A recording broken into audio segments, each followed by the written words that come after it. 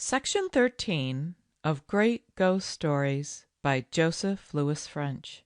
Section 13 The Mysterious Sketch by Erckmann Chatrain. Part 1. Opposite the chapel of St. Sebald in Nuremberg, at the corner of Trabas Street, there stands a little tavern, tall and narrow, with a toothed gable and dusty windows, whose roof is surmounted by a plaster Virgin. It was there that I spent the unhappiest days of my life. I had gone to Nuremberg to study the old German masters, but in default of ready money I had to paint portraits, and such portraits! Fat old women with their cats on their laps, big-wigged aldermen, burgomasters in three-cornered hats, all horribly bright with ochre and vermilion. From portraits I descended to sketches, and from sketches to silhouettes. Nothing is more annoying than to have your landlord come to you every day with pinched lips, shrill voice, and impudent manner to say, "Well, sir, how soon are you going to pay me? Do you know how much your bill is? No, that doesn't worry you. You eat, drink, and sleep calmly enough. God feeds the sparrows. Your bill now amounts to 200 florins and 10 kreuzers. It is not worth talking about." Those who have not heard anyone talk in this way can form no idea of it. Love of art, imagination, and the sacred enthusiasm for the beautiful are blasted by the breath of such an attack. You become awkward and timid. All your energy evaporates, as well as your feeling of personal dignity, and you bow respectfully at a distance to the burgomaster Schneegens. One night, not having a sou as usual, and threatened with imprisonment by this worthy Mr. Rapp, I determined to make him a bankrupt by cutting my throat. Seated on my narrow bed, opposite the window, in this agreeable mood, I gave myself up to 1,000 philosophical reflections, more or less comforting. What is man? I asked myself. An omnivorous animal, his jaws provided with canines and sizers and molars prove it. The canines are made to tear meat, the incisors to bite fruits, and the molars to masticate, grind, and triturate animal and vegetable substances that are pleasant to smell and to taste. But when he has nothing to masticate, this being is an absurdity in nature, a superfluity, a fifth wheel to the coach. Such were my reflections. I dared not open my razor for fear that the invincible force of my logic would inspire me with the courage to make an end of it all. After having argued so finely, I blew out my candle, postponing the sequel till the morrow. That abominable Rapp had completely stupefied me. I could do nothing but silhouettes, and my sole desire was to have some money to rid myself of his odious presence.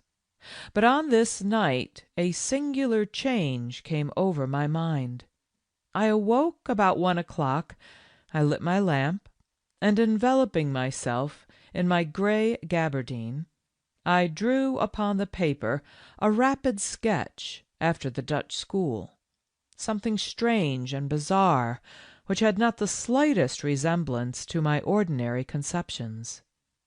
Imagine a dreary courtyard enclosed by high dilapidated walls. These walls are furnished with hooks, 7 or 8 feet from the ground. You see at a glance that it is a butchery. On the left there extends a lattice structure. You perceive through it a quartered beef suspended from the roof by enormous pulleys. Great pools of blood run over the flagstones and unite in a ditch full of refuse. The light falls from above, between the chimneys where the weathercocks stand out from a bit of the sky the size of your hand, and the roofs of the neighboring houses throw bold shadows from story to story. At the back of this place is a shed. Beneath the shed, a pile of wood, and upon the pile of wood some ladders, a few bundles of straw, some coils of rope, a chicken coop, and an old dilapidated rabbit hutch. How did these heterogeneous details suggest themselves to my imagination? I don't know. I had no reminiscences, and yet every stroke of the pencil seemed the result of observation, and strange because it was all so true. Nothing was lacking. But on the right, one corner of the sketch remained a blank. I did not know what to put there. Something suddenly seemed to writhe there, to move. Then I saw a foot, the sole of a foot. Notwithstanding this improbable position, I followed my inspiration without reference to my own criticism. This foot was joined to a leg. Over this leg, stretched out with effort, there soon floated the skirt of a dress. In short, there appeared by degrees an old woman, pale, dishevelled, and wasted, thrown down at the side of a well, and struggling to free herself from a hand that clutched her throat. It was a murder scene that I was drawing. The pencil fell from my hand. This woman, in the boldest attitude, with her thighs bent on the curb of the well, her face contracted by terror, and her two hands grasping the murderer's arm, frightened me. I could not look at her, but the man, he, the person to whom that arm belonged, I could not see him. It was impossible for me to finish the sketch. "I am tired," I said, my forehead dripping with perspiration. "There is only this figure to do. I will finish it tomorrow. It'll be easy then." And again I went to bed, thoroughly frightened by my vision. The next morning I got up very early. I was dressing in order to resume my interrupted work when two little knocks were heard on my door. "Come in." The door opened. An old man, tall, thin, and dressed in black, appeared on the threshold. This man's face, his eyes set close together, and his large nose like the beak of an eagle, surmounted by a high bony forehead, had something severe about it. He bowed to me gravely. "Mr. Christian Venius, the painter?" said he. "That is my name, sir." He bowed again, adding, "The Baron Frederick van Sprechtal." The appearance of the rich amateur, Van Sprechtal, judge of the criminal court, in my poor lodging greatly disturbed me. I could not help throwing a stealthy glance at my old worm-eaten furniture, my damp hangings, and my dusty floor. I felt humiliated by such dilapidation. But Van Sprechtal did not seem to take any account of these details, and sitting down at my little table, "Mr. Venius," he resumed, "I come—" But at this instant his glance fell upon the unfinished sketch. He did not finish his phrase. I was sitting on the edge of my little bed, and the sudden attention that this personage bestowed upon one of my productions made my heart beat with an indefinable apprehension. At the end of a minute Van Sprechtal lifted his head. "Are you the author of that sketch?" he asked me, with an intent look. "Yes, sir." "What is the price of it?" "I never sell my sketches. It is the plan for a picture." "Ah," said he, picking up the paper with the tips of his long yellow fingers. He took a lens from his waistcoat pocket and began to study the design in silence.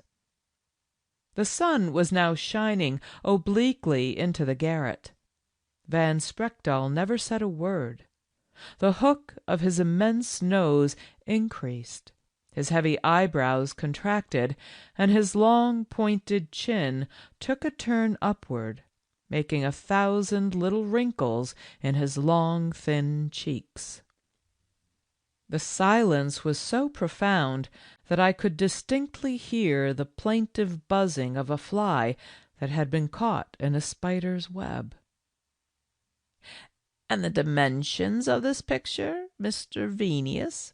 he said, without looking at me. 3 feet by 4. "The price?"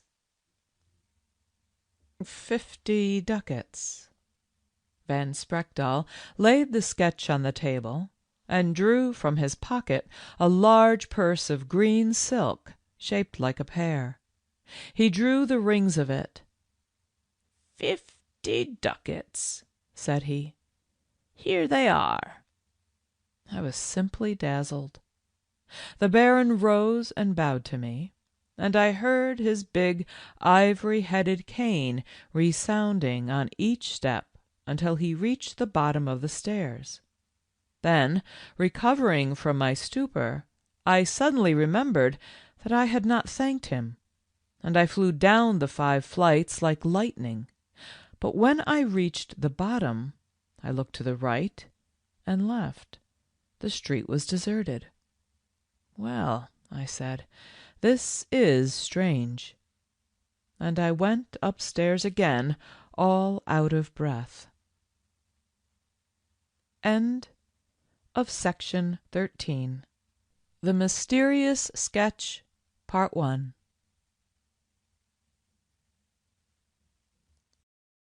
Please subscribe to update new videos. Please share and like if you enjoyed the video. Thanks so much.